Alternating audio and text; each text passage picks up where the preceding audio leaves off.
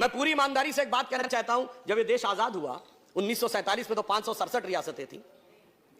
ये बताइए, आज हम माइनॉरिटी की बात करते हैं, देश की सबसे अधिक पढ़ी लिखी कम्युनिटी कौन है? पारसी, 0.1% की माइनॉरिटी है। सबसे प्रॉस्परस कम्युनिटी कौन है? जैन, 1% की माइनॉरिटी है। सबसे एंटरप्रेन्योर कम्युनिटी कौन है? सिख, 1.8% की माइनॉरिटी है। अगर इन सबको प्रॉस्पेरिटी, एजुकेशन, आगे बढ़ने के सारे अवसर मिल रहे हैं, तो माइनॉरिटी में जो प्रचंड मेजॉरिटी है उसके साथ कैसे समस्या आई, विचार करने का विषय है।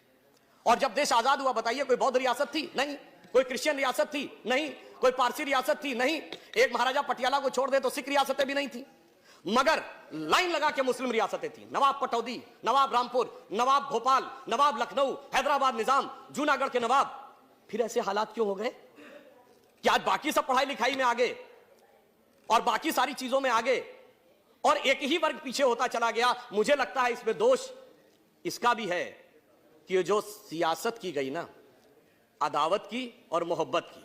किसी ने दिखाने की कोशिश की कि हमें तुमसे बड़ी मोहब्बत है, तो किसी ने दिखाने की कोशिश की कि फलां को तुमसे बड़ी अदावत है, और उस सियासत ने कहां यह पहुंचाया सभापति जी, किसी को किसी की मोहब्बत ने मारा, किसी को किसी की अदावत ने मारा, और इस शराफत अली को सेकुलर सियासत ने मारा। मुझे ये लग रहा कि आज तक किसी भी भाजपा के नेता ने सदन में खड़े होकर इतनी सच्ची और इतनी अच्छी बात नहीं कही होगी जितनी कि सुधांशु त्रिवेदी ने कही। आपने सुना, हमेशा सुधांशु त्रिवेदी ये वो हैं जो डिबेट करते हैं तो अक्सर मुसलमानों के खिलाफ बोलना या उनके बारे में तरह तरह की बातें उछालना ये होता है, लेकिन सदन के अंदर बड़ी ही सच्ची और बड़ी ही ईमानदारी वाली बात कही। मुसलमानों का तालीमी और एजुकेशन का जो लेवल है वो कितना नीचे है। एक रिपोर्ट मैं आपके सामने पेश करने जा रहा हूं, उसमें आप देखिए कि हमारी तादाद कितनी है और आज हमारा एजुकेशन, तालीम, शिक्षा को लेकर लेवल क्या है। पहले वीडियो को आप मुकम्मल सुन लें और समझ लें और दूसरों तक भी पहुंचाएं।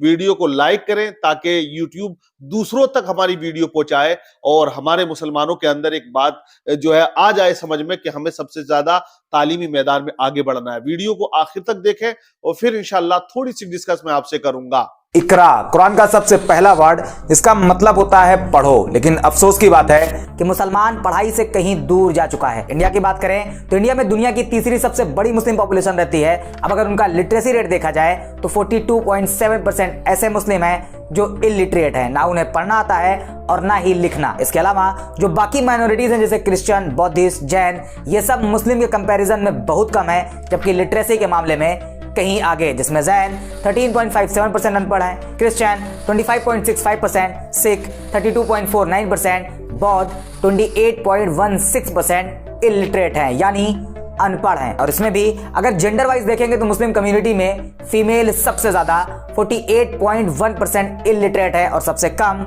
जैन रिलीजन में 15.07% फीमेल अनपढ़ हैं। आज की इस वीडियो में हम मुस्लिम एजुकेशन पर डिटेल में बात करेंगे और कई अलग अलग डेटा को एनालाइज करके ये समझने की कोशिश करेंगे कि आखिर क्यों मुस्लिम कम्युनिटी एजुकेशन से इतनी दूर जा चुकी है, उसके पीछे का रीजन क्या है और उन्हें वापस से कैसे एजुकेशन की तरफ लाया जा सकता है। लेकिन मैं आगे बढ़ने से पहले मैं एक पॉइंट को टच करना चाहूंगा। अक्सर लोग कहा करते हैं मुसलमान बड़े कट्टर होते हैं, वो अपने रिलीजन को बड़ा स्ट्रांगली फॉलो करते हैं, अपने नबी की हर एक बात को सुनते हैं, समझते हैं और करते हैं, ऐसा लोग कहते हैं। अब उनके इस क्लेम को एजुकेशन के साथ मर्ज करके देखते हैं। सुनन इब्न माजा हदीस नंबर 224, प्रॉफिट ऑफ इस्लाम कहते हैं इल्म हासिल करना हर मुसलमान का फर्ज है। तिर्मिजी हदीस नंबर 2646, प्रॉफिट ऑफ इस्लाम कहते हैं जो कोई इल्म हासिल करने के रास्ते पर चलेगा अल्लाह उसके लिए जन्नत का रास्ता आसान बना देगा। शोएब अल ईमान हदीस नंबर 1650 में प्रॉफिट ऑफ इस्लाम कहते हैं इल्म हासिल करो और दूसरों को सिखाओ। इसी तरह एजुकेशन को लेकर एक नहीं बल्कि कई और हदीस आपको मिल जाएंगी जो मुसलमान को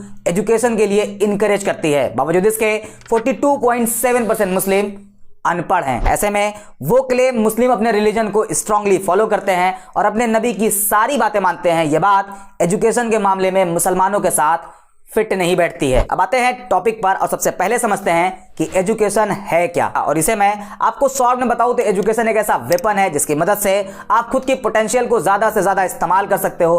बगैर एजुकेशन इस दुनिया में किसी को भी एक प्रॉपर पाथ नहीं मिल सकता। एजुकेशन एक ऐसा सोर्स भी है जिसकी मदद से कमजोर, उत्पीड़न झेल रही सोसाइटी डेमोक्रेटिक पार्टिसिपेशन की तरफ मूव कर गई। अब अगर इसे इस्लाम के पर्सपेक्टिव से देखें तो एजुकेशन का मतलब सिर्फ इंटेलेक्चुअल नॉलेज नहीं बल्कि इसके साथ साथ इंसान का कैरेक्टर, उसका नेचर इंप्रूव करने का एक सोर्स भी है। अब इन सारी चीजों को आज की मुस्लिम कम्युनिटी पर अप्लाई करें तो आज के मुस्लिम के पास उनका अपना कोई प्रॉपर पाथ नहीं। मुस्लिम के पास पोटेंशियल तो है लेकिन उसका सही इस्तेमाल नहीं। मुस्लिम के पास उनका अपना कोई डेमोक्रेटिक पार्टिसिपेशन नहीं। And most important, nature. आज के मुस्लिम का नेचर किस कदर गंदा हो चुका है, इसे समझने के लिए एक इंसिडेंट के बारे में आपको बताना चाहूंगा जो खुद मेरे फादर के सामने हुआ था। उन्होंने बताया एक दिन वो एक पान की दुकान पर पान लेने के लिए खड़े थे जो कि एक नॉन मुस्लिम की थी, और वो पान वाला अपने किसी साथी से एक लड़के की खूब तारीफ कर रहा था। वो उसकी ईमानदारी की मिसाल बता रहा था और भी कई अच्छी अच्छी चीजें वो उसे बता रहा था। एंड लास्ट में कहता है वो लड़का इतना अच्छा है कि पता ही नहीं चलता कि वो मुसलमान है। ये एक लाइन इतनी गहरी है जो आज के मुसलमान के गंदे नेचर को डिफाइन करती है, क्योंकि आज के मुसलमान का नेचर बिल्कुल भी अच्छा नहीं है। और इन सब की वजह सिर्फ एक है, मुसलमान के पास एजुकेशन नहीं है। इंडिया में मुस्लिम ही हैं जो सबसे ज्यादा अनपढ़ हैं। अब आपको एक डेटा बताता हूं। इंडियन गवर्नमेंट ने मुस्लिम कम्युनिटी के बारे में जानने के लिए एक कमेटी बनाई जिसे सच्चर कमेटी कहा जाता है। कमेटी ने अपनी रिपोर्ट में बताया कि एजुकेशनल अपॉर्चुनिटीज में मुस्लिम कम्युनिटी की पहुंच काफी कम है। एजुकेशन के मामले में वो SC, ST और OBC कम्युनिटी से भी बदतर हालत में है, और जैसे जैसे एजुकेशन का लेवल इंक्रीज होता है वैसे वैसे मुसलमानों का एनरोलमेंट डिक्रीज होता है। रिपोर्ट में यह भी पता चला कि 6 से 14 साल के एज ग्रुप के 1/4 बच्चे या तो कभी स्कूल नहीं गए या वो स्कूल छोड़ चुके हैं। 17 साल से कम उम्र के मुस्लिम बच्चों की मैट्रिक तक एजुकेशनल अटेंडमेंट सिर्फ 17% है, जबकि नेशनल एवरेज 26% है। सेम इसी तरह मिडिल स्कूलिंग करने वाले मुस्लिम बच्चों में 50% बच्चे ऐसे होते हैं जो सेकेंडरी एजुकेशन कंप्लीट करते हैं, जबकि नेशनल एवरेज 62% है। एक दूसरी रिपोर्ट नेशनल सैंपल सर्वे के according gross attendance ratio GAR में मुसलमान अच्छी कंडीशन में नहीं। SC कम्युनिटी का GAR है 101, ST का 102, जबकि मुस्लिम का 100। अपर प्राइमरी लेवल पर आते हैं तो सेम यही हाल, सेकेंडरी लेवल पर आते हैं तो हालात और खराब, 71.9%। इसी तरह कम होते होते सीनियर सेकेंडरी में पहुंचते हैं तो GAR होता है 14.5%, जबकि हायर एजुकेशन में मुस्लिम स्टूडेंट का एनरोलमेंट होता है सिर्फ 4.4%। एजुकेशन के मामले में मुस्लिम कम्युनिटी कितनी पीछे है ये आप समझ गए होंगे, और इसे जस्टिफाई करने के लिए बड़ी आसानी से कह दिया जाता है मुसलमान पढ़ते लिखते ही नहीं। हालांकि एक सच्चाई आपको बताऊं तो ऐसा कौन सा बाप होगा जो खुद ना पढ़ने की वजह से D ग्रेड की जॉब करता हो और वो ये सोच रखता हो कि उसका बेटा भी वही करे। कुछ लोगों को छोड़ दिया जाए तो मुझे नहीं लगता कोई बाप अपने बेटे के लिए ऐसी सोच रखता हो, क्योंकि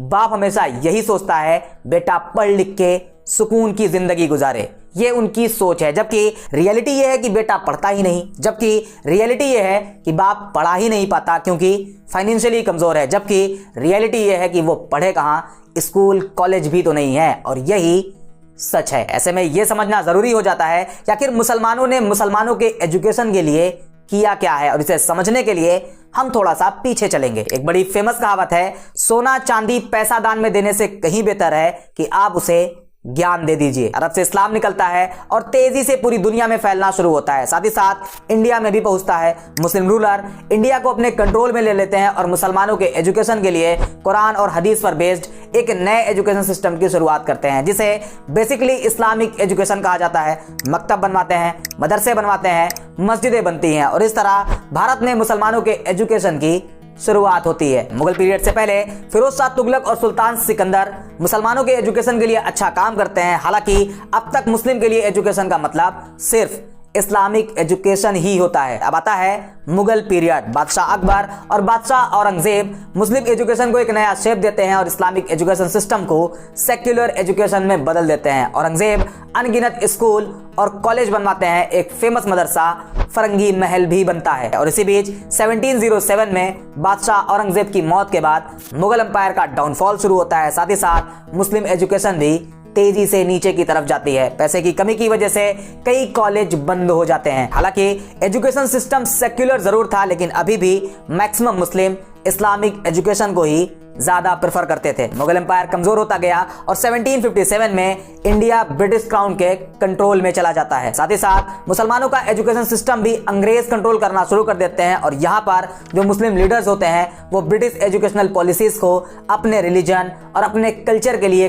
थ्रेट मानते हैं। मुसलमान भी इंग्लिश को एक ट्रैप समझते हैं कि अंग्रेज उन्हें इंग्लिश पढ़ाकर ईसाई बना देंगे, और ये पहला पॉइंट होता है जिससे मुसलमान एजुकेशन के मामले में बाकी कम्युनिटी से पीछे चला जाता है। साथ ही साथ अपने ट्रेडिशनल एजुकेशन सिस्टम को भी खो देते हैं। गवर्नमेंट नेटिव स्कूल को फाइनेंशियली सपोर्ट देना बंद कर देती है और यहाँ पर मुसलमान एजुकेशन से और दूर चला जाता है। हालांकि अंग्रेज मुसलमानों को वापस से एजुकेशन की तरफ लाने की कोशिश करते हैं। सर विलियम हंटर की चेयरमैनशिप में इंडियन एजुकेशन कमीशन अपॉइंट किया जाता है और मुस्लिम लिटरेसी को बढ़ाने के लिए स्कॉलरशिप, रिजर्वेशन, मुस्लिम टीचर जैसे कई अलग अलग सजेशन भी देते हैं। लेकिन अभी भी मुसलमानों में वही डर बना होता है, वेस्टर्न कल्चर और वेस्टर्न एजुकेशन मुस्लिम कम्युनिटी के रिलीजियस फेथ को बर्बाद कर देगी और मुसलमान खुद को अभी भी वेस्टर्न एजुकेशन से दूर रखता है। अंग्रेज मुसलमान के इस मेंटेलिटी से काफी चिढ़ते हैं। इसी बीच 1857 का विद्रोह होता है। अंग्रेज मुसलमानों को इस विद्रोह का जिम्मेदार ठहराते हैं। कई मुस्लिम फैमिलीज पर अटैक किए जाते हैं, उन्हें हैरेस किया जाता है और जानबूझकर मुसलमानों को सिविल सर्विस से भी बाहर रखा जाता है। अंग्रेज की सिलेक्टिव पॉलिसी की वजह से मुसलमान बद से बदतर हालात में रहने को मजबूर हो जाते हैं। अब तक सब कुछ खत्म हो चुका होता है। पुराने सभी बड़े मदरसे या तो बंद हो चुके होते हैं या फिर बिल्कुल खस्ता हाल होते हैं। अब यहाँ पर कुछ मुस्लिम लीडर्स की नींद खुलती है। उन्हें यह रियलाइज होता है कि मुसलमानों को अपने एजुकेशन सिस्टम को वापस से खड़ा करना होगा। उन्हें इस्लामिक एजुकेशन के साथ साथ मॉडर्न एजुकेशन भी हासिल करनी होगी ताकि वो भी बाकी कम्युनिटीज के बराबर में पहुंच सके। और उनका यह जुनून एक मिशन में बदल जाता है ताकि वापस से मुसलमानों को नेशनल प्राइड दिलाया जा सके। और इसके लिए कुछ एजुकेशनल रिफॉर्म किए गए। नंबर 1, जैसा कि पहले आपको बताया कि मुसलमानों में यह डर था कि अंग्रेज इंग्लिश के जरिए उनके रिलीजियस फेथ को नुकसान पहुंचाएंगे। इसे देखते हुए 30 मई 1866 को हाजी आबिद हुसैन और मौलाना कासिम नानौतवी ने दारुल उलूम देवबंद एस्टेब्लिश किया, जो कि सहारनपुर में बनाया जाता है, जिसका मेन मोटिव इस्लामिक एजुकेशन होता है। नंबर 2, जैसा कि मुस्लिम लीडर्स का मानना था कि अगर वापस से मुसलमानों को नेशनल प्राइड चाहिए तो उन्हें मॉडर्न एजुकेशन भी हासिल करनी होगी। और इसे ही फुलफिल करने के लिए सबसे पहले मुस्लिम लीडर्स ने वेस्टर्न एजुकेशन सिस्टम को एक्सेप्ट किया और 24 जून 1875 को सर सैयद अहमद खान ने अलीगढ़ में मुस्लिम एग्लो ओरिएंटल स्कूल AMO स्टैब्लिश किया, जो कि बाद में मुस्लिम एग्लो ओरिएंटल कॉलेज बना और फिर 1920 में उसे अलीगढ़ मुस्लिम यूनिवर्सिटी AMU बना दिया गया। नंबर 3, नदवतुल उलेमा लखनऊ की शक्ल में सामने आया है। 1895 मुबारकपुर आजमगढ़ में एक और मदरसा एस्टेब्लिश किया गया जिसे नाम दिया गया मिसबाहुल उलूम। कई सालों की स्ट्रगल के बाद हाफिज अब्दुल अजीज नाम के एक इंसान, जिन्हें लोग हाफिज मिल्लत के नाम से भी जानते हैं, उन्होंने एक पूरी यूनिवर्सिटी खड़ी कर दी जिसे नाम मिला अल जामियतुल अशरफिया। इसे अरबिक यूनिवर्सिटी और मुबारकपुर यूनिवर्सिटी भी कहा जाता है। फर्स्ट वर्ल्ड वॉर के बाद मुस्लिम एजुकेशन को नेशनल आउटलुक देने के इरादे से 29 अक्टूबर 1920 को फ्रीडम फाइटर मौलाना मोहम्मद हसन ने जामिया मिल्लिया इस्लामिया को इस्टेब्लिश किया। अब एक फैक्ट शायद आप लोग ना जानते हो, क्योंकि आज अगर आपसे पूछा जाए कि जामिया मिल्लिया इस्लामिया कहां है तो आप तुरंत बता दोगे न्यू दिल्ली, ओखला में। लेकिन हमेशा से जामिया ओखला में नहीं थी। साल 1920 में जब इसे एस्टेब्लिश किया गया तो इसका लोकेशन था अलीगढ़ और 1935 में जामिया को अलीगढ़ से ओखला शिफ्ट किया गया है।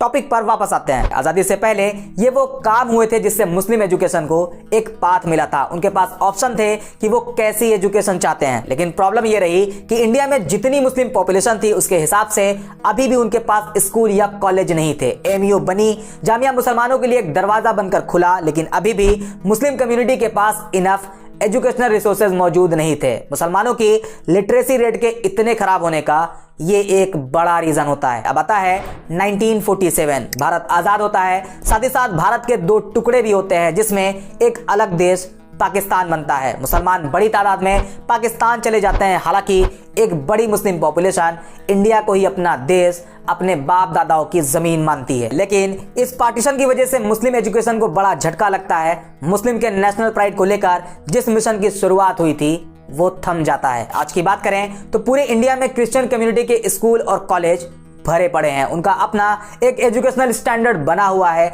आज भी नए नए स्कूल कॉलेज बनाए जा रहे हैं, जबकि मुस्लिम कम्युनिटी के केस में ऐसा नहीं है। मुसलमानों के पास अपना कोई एजुकेशन सिस्टम नहीं है, अपने कोई बहुत अच्छे स्कूल और कॉलेज नहीं है, कुछ को छोड़कर। और यही वजह है कि धीरे धीरे हालात यहां तक पहुंच गए कि 1990 के नेशनल सैंपल सर्वे की रिपोर्ट के अकॉर्डिंग इंडिया में रहने वाले टोटल मुस्लिम पॉपुलेशन में सिर्फ 2.3% मेन और 0.8% वुमेन ग्रेजुएट थे। आजादी के बाद से तो वैसे कई सर्वे रिपोर्ट आई, लेकिन साल 2001 में पहली बार जब रिलीजियस बेस्ड डेटा रिलीज किया गया तो पता चला मुसलमानों की एजुकेशनल कंडीशन बहुत खराब है। और यही वो साल भी होता है जब मुस्लिम एजुकेशन सुर्खियों में आती है। Researcher committee report, Kundu committee report सब बताती है कि इंडिया में मुसलमानों का लिटरेसी रेट SC ST से भी कम है। मुसलमान पढ़ते नहीं, उसके पीछे का एक रीजन ये भी है कि उनके पास रिसोर्सेज मौजूद नहीं है, स्कूल नहीं है, कॉलेज नहीं है। दूसरी वजह, मुसलमान फाइनेंशियली बहुत कमजोर हैं। भारत की मुस्लिम कम्युनिटी बुरी तरह गरीबी के दलदल में फंसी हुई है।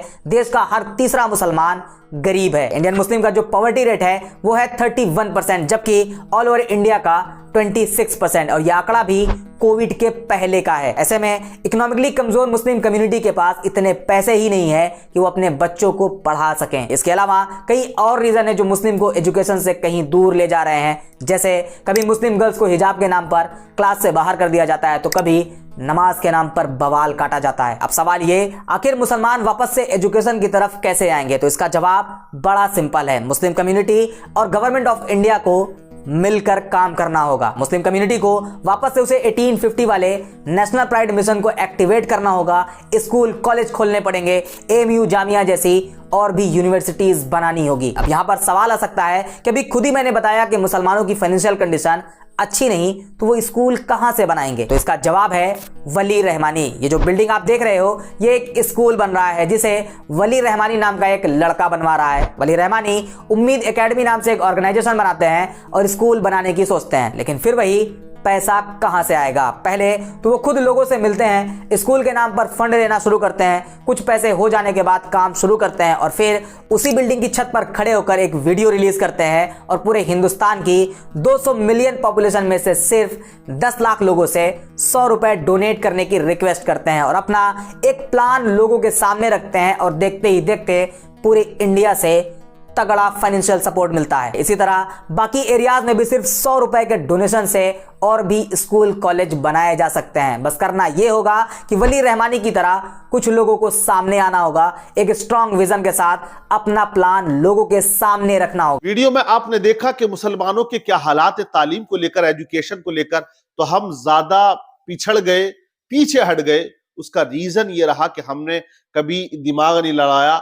हमने कभी नहीं सोचा कि हमें अपने बच्चों को पढ़ाना है। क्योंकि देखिए, आधी रोटी खाइए, बच्चे को पढ़ाइए, ये नारा दिया तो जरूर जाता है और जोरों शोर से उठाया जाता है, लेकिन मुसलमान एजुकेशन में सबसे ज्यादा पिछड़ता हुआ चला गया।